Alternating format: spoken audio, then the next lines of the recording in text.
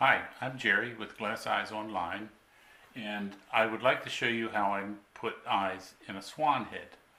And I just have the head here because if I had the whole swan, it's probably about 20 or 25 pounds and it's huge. So let me start off by penciling in the mandible and bill. And I usually start on, I guess it's just habit of doing this for so many years, of just starting from the bottom and working up. And I'll find a point in the center,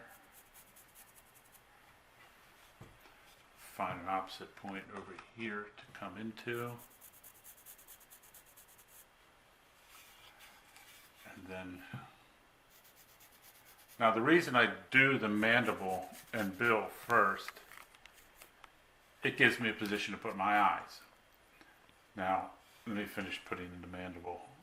And I always like to put a slight smile on anything I'm doing. It just makes a happy duck.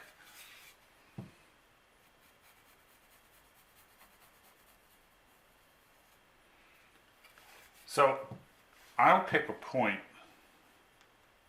just front of the center of the jowl, and this would be the jowl area, and this would be about the center, and I'll pick a point somewhere in this area. And if I pencil it in, does it look right? Yeah, it looks all right to me. It's going to be a large eye.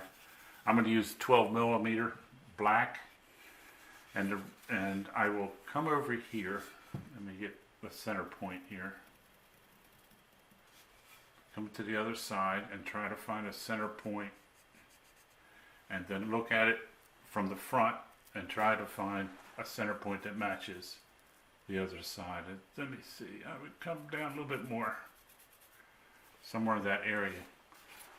Now, I have a brad point drill bit, and I love to use brad point bits as opposed to a metal cutting bit, because a metal cutting bit will chip out the outside diameter of the eye hole. These have cutters on the outside which will score it first.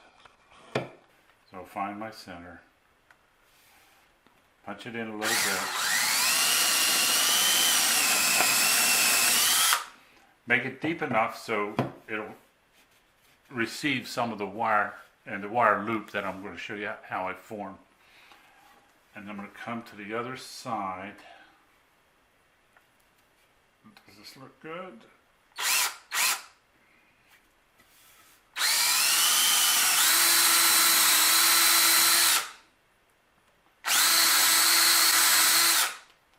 And one thing I always caution folks to do is get the dust out of it,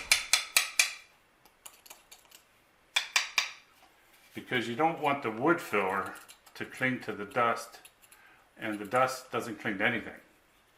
So your eye could probably fall out at a later time. Let me get some of this fuzziness out of here.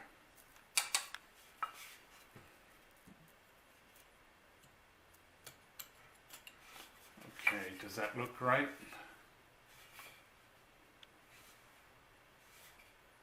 It's going to look good.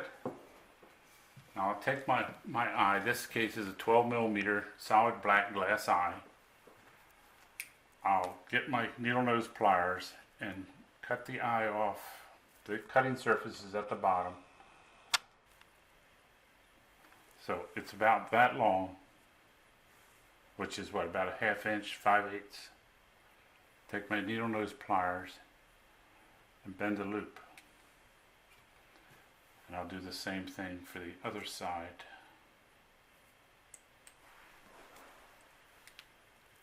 And bend the loop.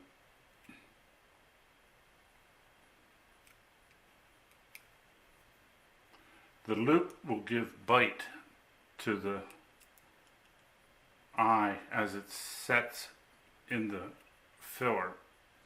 Okay, now I use vinyl spackling paste.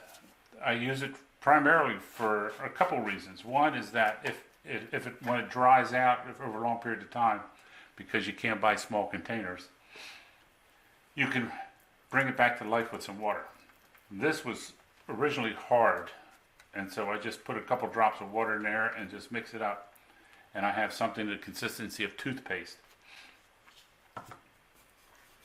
I'll take and fill the hole, the eye hole. Make sure I have it on all the surfaces inside.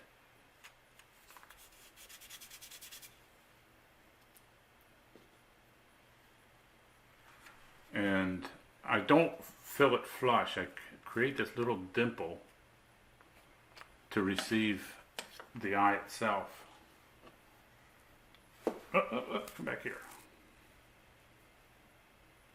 Set it in, and then I'll take the wooden handle of my knife, and we clean this up a little bit, and just start to press it in with the wooden handle. I don't want to create any scratches with metal, and seat the eye so it doesn't look like it's bulging. And we'll repeat the process with the other side.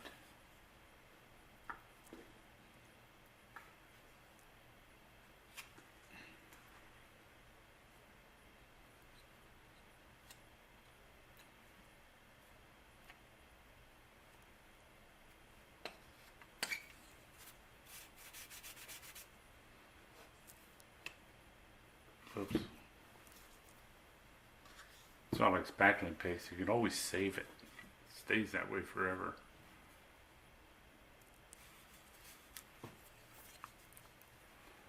And you can see as I insert the eye how it bulges. And as I start to press, because it's dimpled, there's room for the eye to go into the head. And you can see that little bit of pressure. Now, if there's too much filler, it'll probably ooze out around the sides, which is okay. What you don't want is a bulging looking eye. Okay? So you have a little bit coming out the sides, maybe a little bit of wood. What I will do is wait for everything to dry first before I attempt to make any corrections.